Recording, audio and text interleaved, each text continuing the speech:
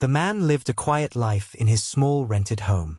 It was not big, not fancy, but it was enough for him. The white paint on the walls was chipped in places, the roof had survived many storms, and the little garden he kept in the front was filled with green plants he watered every morning. He paid his rent on time every month. He did not make noise, he did not bother neighbors, and he never asked for more than what he already had. For him, that home was not just a building, it was peace, a place where he could rest after long days of work. But greed has no respect for peace. The landlords who owned the row of houses were not interested in quiet tenants or honest people. They were only interested in more money, more land, more profit. They looked at the man not as someone who had done his duty for years, but as someone standing in the way of their plans. They had new buyers who wanted to tear down old houses and build taller buildings, brighter apartments, places that would bring them more rent and more power. And so, they decided the man had to go. At first, it began with whispers. Neighbors came to him, warning quietly that the landlords were speaking about him at late-night gatherings, saying he was too poor to keep living in the area. Then the first paper came, slipped under his door without warning. It claimed he had broken rules of the tenancy agreement. He read it carefully, his hand steady, but he found nothing true inside it. He had done nothing wrong. Still, he folded the paper neatly and placed it in his drawer. Days later, another paper came, this time accusing him of late payments, though he knew he had receipts for every month. He walked to the landlord's office with the receipts in hand, placed them on the table, and asked for an explanation. The landlord, a man with slick hair and a sharp smile, leaned back in his chair and said, "Mistakes happen. Don't worry about it. Just consider leaving quietly, and all of this will go away." The man's eyes narrowed slightly, but he said nothing. He collected his receipts, turned, and walked out. The landlord smirked behind him, whispering to his friends, "He won't last here much longer." The attacks grew stronger. Anonymous complaints were made to local inspectors, accusing him of disturbing the peace. Neighbors he barely knew began whispering lies, saying they had heard shouting from his home at night, saying he kept things in his backyard that were not allowed. He knew none of it was true, but the complaints piled up like stones, heavy and sharp. And then, one morning, the papers arrived that changed everything. An eviction notice. Bold letters told him he had only days to leave. He stood at his door, reading the notice as neighbors began gathering nearby. Some came out pretending curiosity, others came out openly mocking. A group of them laughed loudly, pointing at the paper in his hand, their voices sharp as knives. "We told you he wouldn't last here," one of them sneered. "Too poor to stay in a place like this." Another added, "He thought paying rent on time made him safe. Doesn't he know money decides everything? Real money." Their laughter rang through the street, echoing like cruel bells. The man stood silently, his face calm even as their words struck him like blows. He did not shout, he did not argue.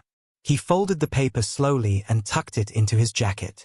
His fiancée, who had been standing quietly beside him, looked at him with tear-filled eyes. "What will we do?" she whispered. He placed a hand on her shoulder, steady and firm. "We will do what we must. But we will not break." That night, he packed his belongings. They were not many, a bed, a table, some books, and the few things he had collected over years. As he carried boxes to a small truck, more neighbors gathered. Some shook their heads with pity, others smirked openly. One of the landlords stood nearby, his arms folded, a smile of victory on his lips. "Don't come back," he called out mockingly. "This neighborhood isn't for people like you." The man did not look at him. He placed the last box in the truck, closed the door, and stood still for a long moment, his eyes on the home he had cared for all those years. Then he turned and walked away, silent but steady. Behind him, laughter rose again. They laughed as if his life had been destroyed, as if they had already won.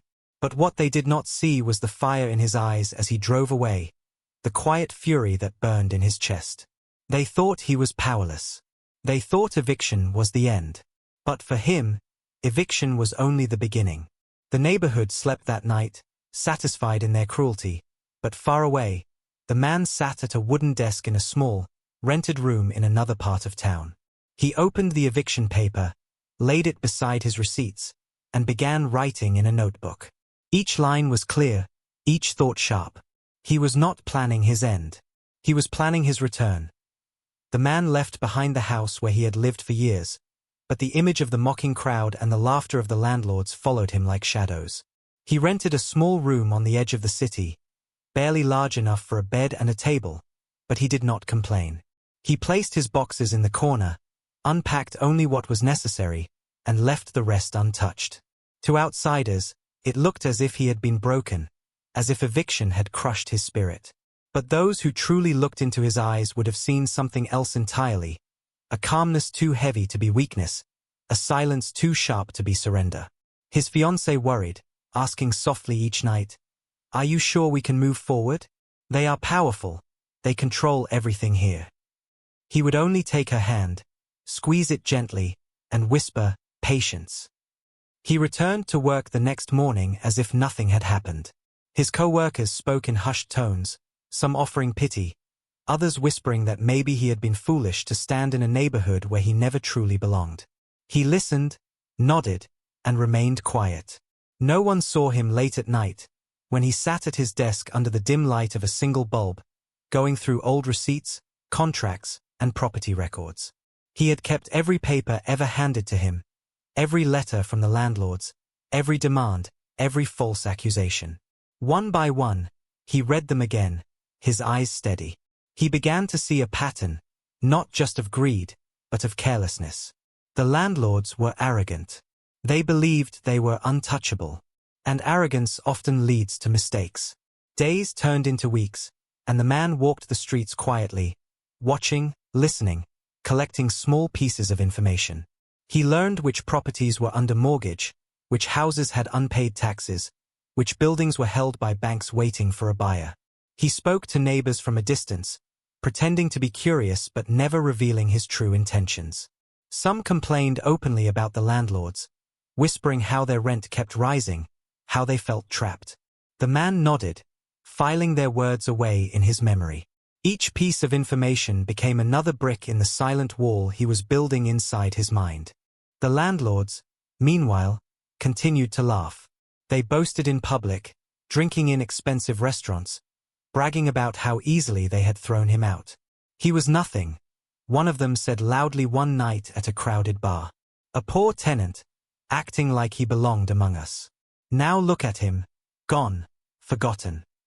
Their friends cheered, clinking glasses, blind to the truth that the man was not gone, not broken, not forgotten. He was waiting. His fiancée began to see the change in him. Though he still spoke little, there was a new fire in his eyes, a sharpness in his silence that frightened and reassured her at the same time. "What are you planning?" she asked one evening. He looked at her, his face calm. "Revenge is not always loud," he said softly. "Sometimes it is built one brick at a time. And when it is ready, it does not just strike back. It destroys everything." She held his hand tighter, sensing the weight of his words. The man started saving more than ever. He worked double shifts, cutting every unnecessary expense. His small meals became simpler, his nights longer, his days harder. But he never complained. Every coin saved was another step toward something larger. Behind closed doors, he also met quietly with lawyers and real estate agents, learning how properties were bought, how ownership could shift, how contracts could break empires if used wisely. The landlords laughed at his absence, but his absence was his greatest weapon. They thought he had vanished, but in truth, he was standing in the shadows, growing stronger, sharper, more dangerous with each passing day. And every time he remembered the sound of their laughter, the image of his neighbors pointing fingers and calling him too poor, his determination burned hotter. He was not planning to take back just one house. He was planning to take everything. The man disappeared from the neighborhood after eviction, and for a while it seemed as if the landlords had won. People whispered that he had gone to another city. Some said he was too ashamed to face anyone again. Others laughed that he would probably live in some cheap corner forever. The landlords grew bolder, telling everyone they had removed the weak link from their properties. But silence is never empty, and absence does not always mean defeat. While they celebrated, the man was working quietly in the shadows, building something bigger than anyone imagined. He rented a small desk in a noisy part of town, where no one recognized him. Day and night he studied property records, tax files, and mortgage listings. He discovered that the landlord's empire was not as solid as it looked. Many of their houses were heavily mortgaged, some of their lands were tied up in unpaid taxes, and a few of their properties were already being watched by banks ready to repossess if payments failed.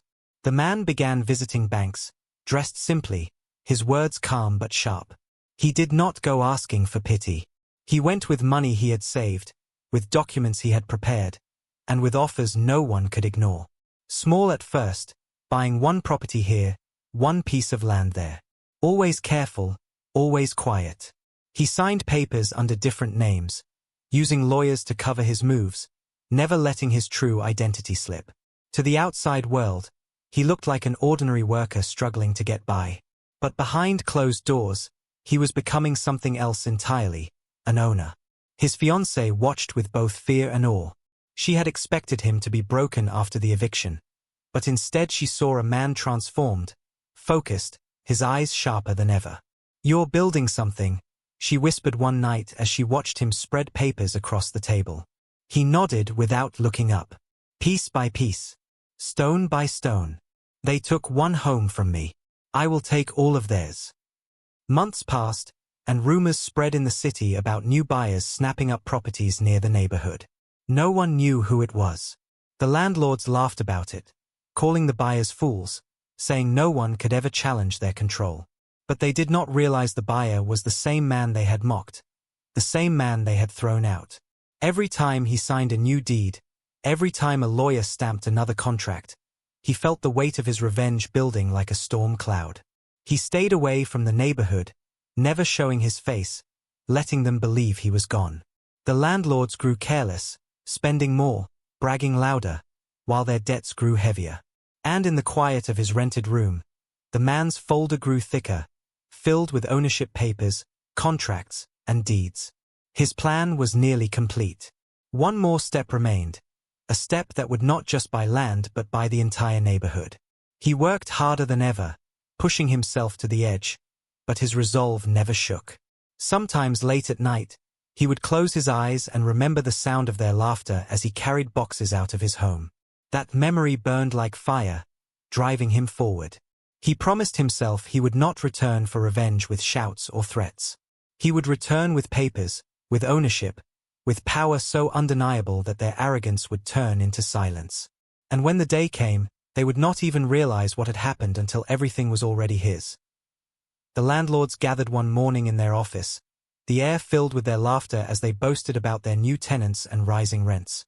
They sat around a polished wooden table, drinking coffee from expensive cups, their arrogance louder than their words. "Business has never been better," one of them said proudly. "The fool we threw out was nothing but a pebble in the road. Now we can finally expand without interference." They laughed, clapping each other on the back, convinced that nothing could stop them. But arrogance has a way of making people blind. While they celebrated, a courier entered the office carrying a thick envelope. He handed it to the oldest landlord, bowed slightly, and left. The landlord tore it open lazily, expecting another payment receipt or a tenant request.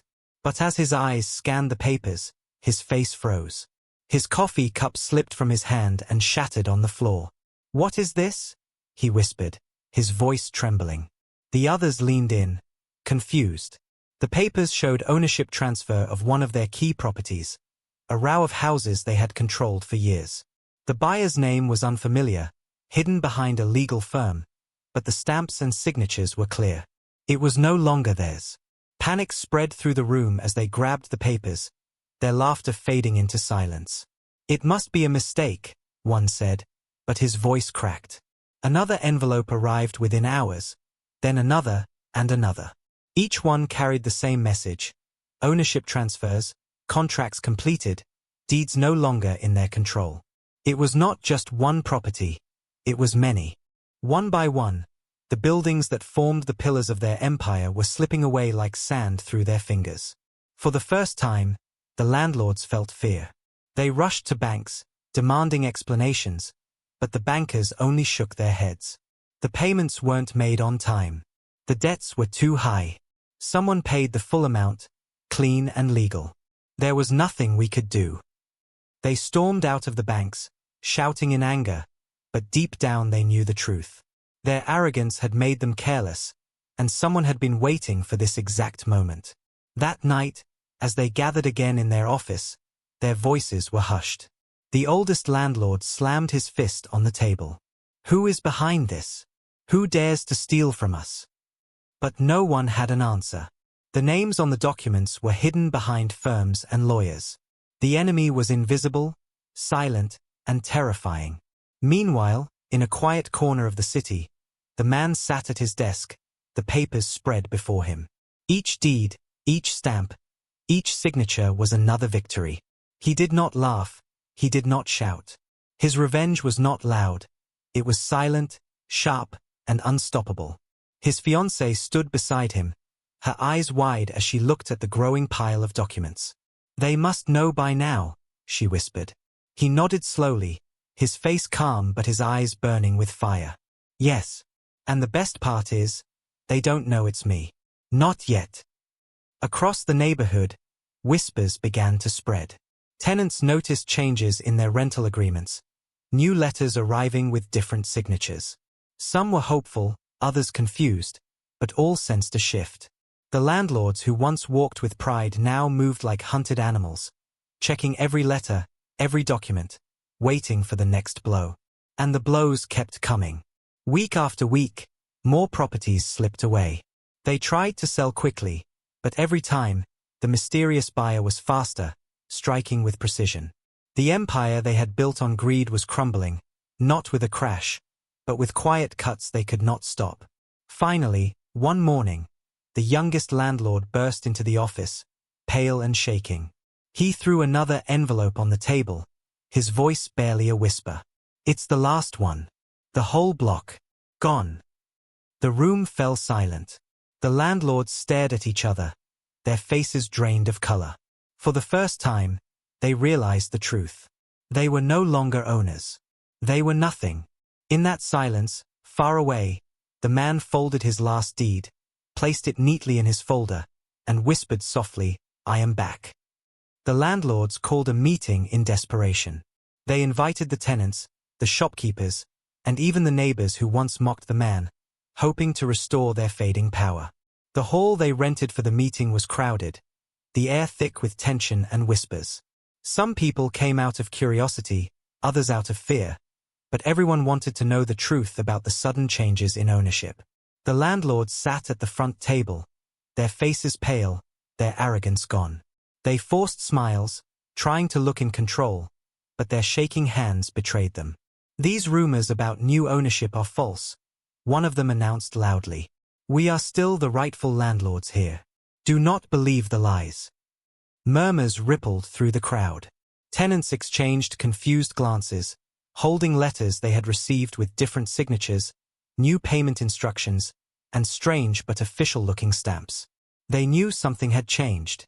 The landlords tried to continue, raising their voices, but suddenly the back doors opened.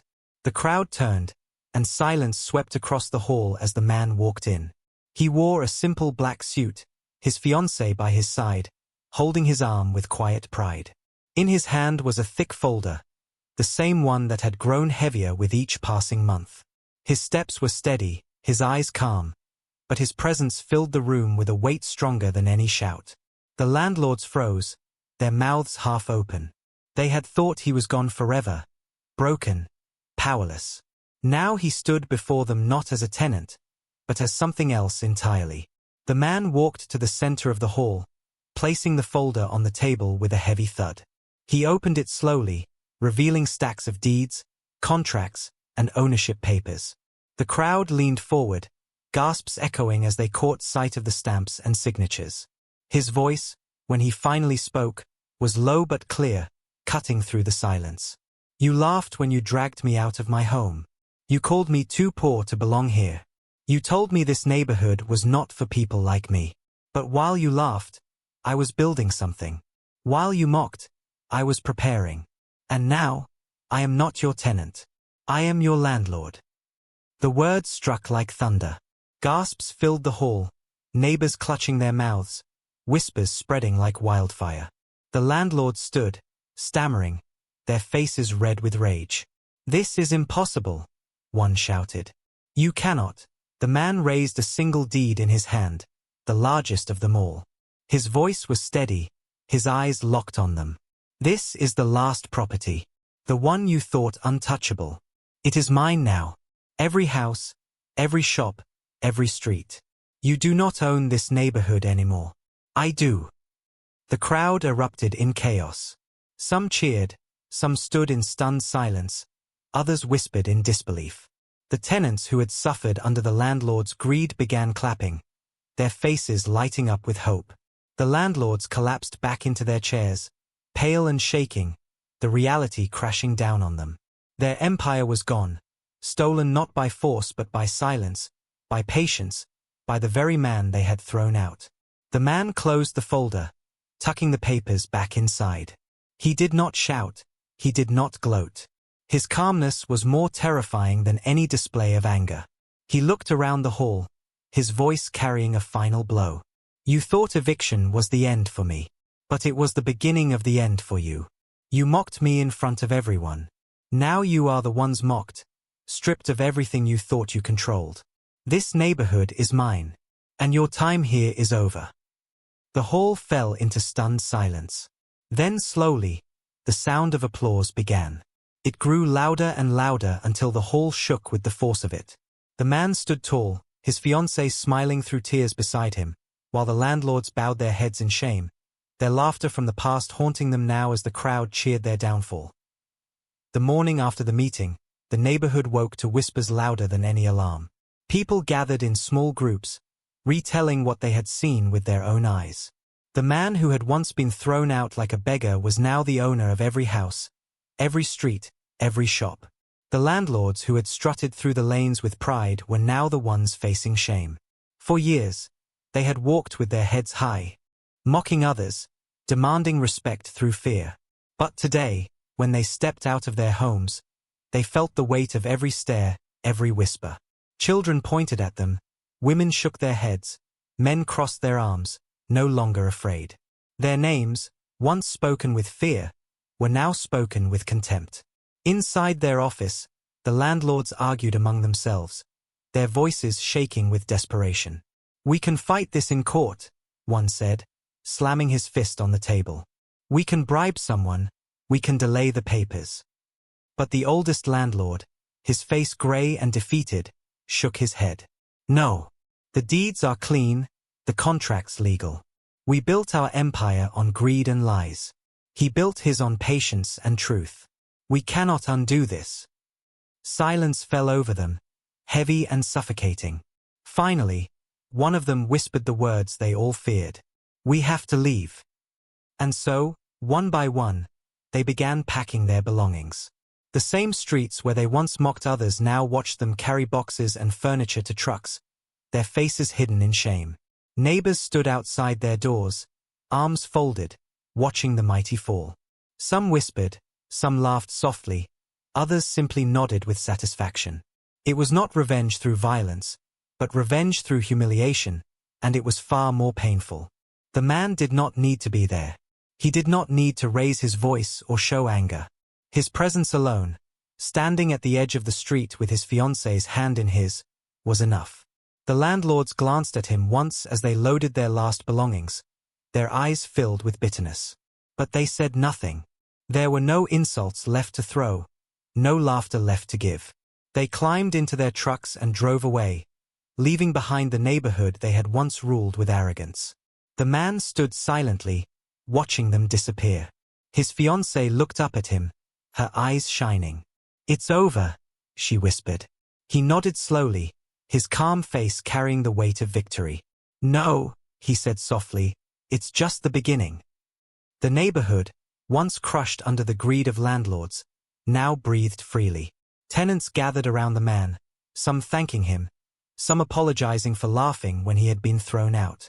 He listened quietly, not with arrogance, but with the calmness of someone who understood the true meaning of power. This neighborhood is ours now, he told them. Not to be ruled by greed, but to be lived in with respect. No one will ever mock us again. The people cheered, their voices echoing through the streets, their joy filling the air. The same houses that had once witnessed his humiliation now witnessed his triumph. That night, lights glowed brighter in the neighborhood than ever before. Families celebrated, laughter replaced whispers, and hope replaced fear. The man and his fiancée stood on the balcony of one of the houses he now owned, watching the streets alive with energy. She leaned her head on his shoulder, her voice soft. They laughed when they evicted you. He smiled faintly, his eyes on the glowing neighborhood below. Yes, he said quietly, but now they will never forget who owns it. And with that, the final chapter of his revenge closed, not with anger, but with victory carved into every brick, every street, every home of the neighborhood that was now truly his.